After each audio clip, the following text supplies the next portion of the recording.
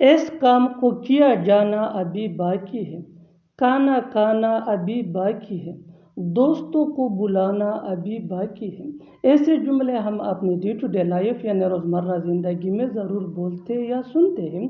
इन जुमलों में हम कह रहे हैं बाकी है, इसके लिए आपको यूज़ करना होगा इंग्लिश में येट टू बी। आइए कंप्लीट स्ट्रक्चर समझते हैं। सब्जेक्ट के बाद हेल्पिंग वर्ब जिसको ऑक्सिलरी वर्ब भी कहा जाता है, सिंगुलर सब्जेक्ट के साथ एज और प्लूरल सब्जेक्ट के साथ आर यूज होता है। इसके बाद yet to be which mean अभी बाकी है। येट टू बी के बाद V3 यानी थर्ड फॉर्म ऑफ वर्ब जिसको पास्ट पार्टिसिपल फॉर्म भी कहा जाता है। V3 के बाद अदर वर्ड्स अगर है तो अच्छी तरह समझने के लिए कुछ मिसालें देखते हैं।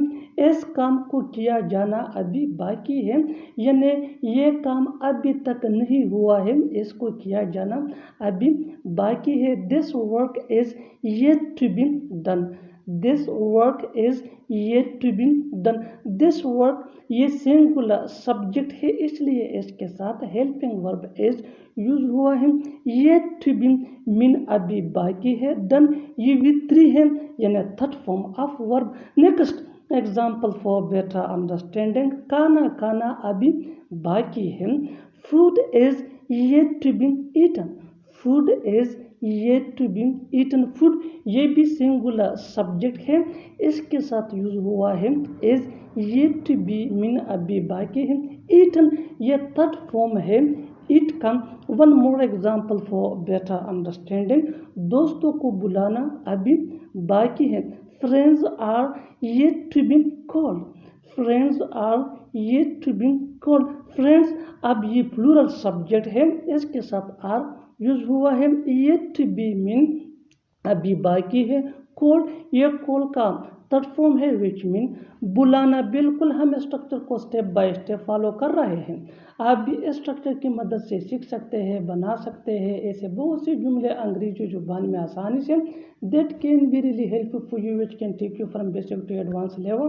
Keep this point in your mind that जितना ज़्यादा प्रैक्टिस करोगे उतना ही जल्दी इंग्लिश सीख जाओगे। अच्छी तरह समझने के लिए एक और मिसाल देखते हैं। One more example for better understanding, जितना ज़्यादा प्रैक्टिस करोगे उतना ही जल्दी इंग्लिश सीख जाओगे। चोरों को पकड़ा जाना अभी बाकी है। चोरों को पकड़ा जाना अभी बाकी है। The thieves are yet to be caught. The thieves are yet to be caught. Thieves ये प्लूरल सब्जेक्ट है, इसके साथ आर यूज हुआ है। येट टू बी मीन अभी बाकी है। कॉट ये केच का थर्ड फॉर्म है विच मीन पकड़ा जाना।